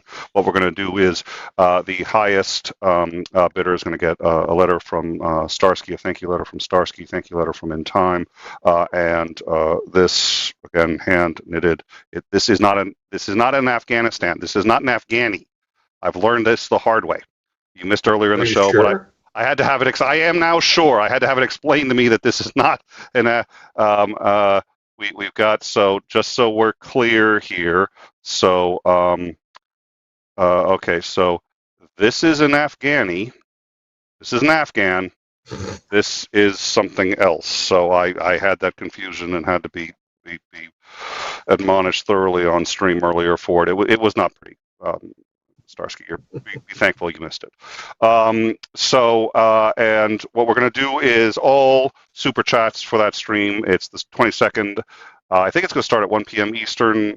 Start time is maybe flexible. We'll see. But all super chats are going to go to the UN Refugee Relief Fund, and that money will be going directly to refugees, specifically in Poland and in Ukraine. All of them will be Ukrainian refugees. So we hope that that's something that you guys will help us with. And if you know any other content creators who may want to help out and join us, it's going to be, a 4 to 6 hour stream. We're going to have content creators coming in and out throughout the whole show. And, we'll just be having a good time talking about all sorts of stuff, especially, of course, obviously Ukraine. But I hope you guys will be able to join us. But in the meantime, Operator Starsky, you need to go to bed, young man. So thank you very much for coming by. We're glad you were able to make it, and that was it was good to see you. And I really did want to ask you that question about Clinton. So thank you for that. I'm really glad you were able to make it. Thank you all to everyone in the live chat. I know it's been a little bit of a hustle and bustle with the sister channel that we're trying to get up to 1,000, but you've been most helpful. Thank you all for the super chats earlier. We really appreciate that, and that will be going to the Vatra Volunteer Organization. Thank you. I think I already said it, but I'm going to say it again. Thank you, Commander McMillan. Thank you, Operator Starsky. Thank you to the mods and everyone else who's been helping out. We really appreciate it, and that's really the only way we can do quality shows. Maybe we'll get a producer, and then sound won't be an issue anymore either. And then who knows? Oh my God, what would happen then? Thank you all, and look forward to seeing you all next week. Have a good evening. Take care.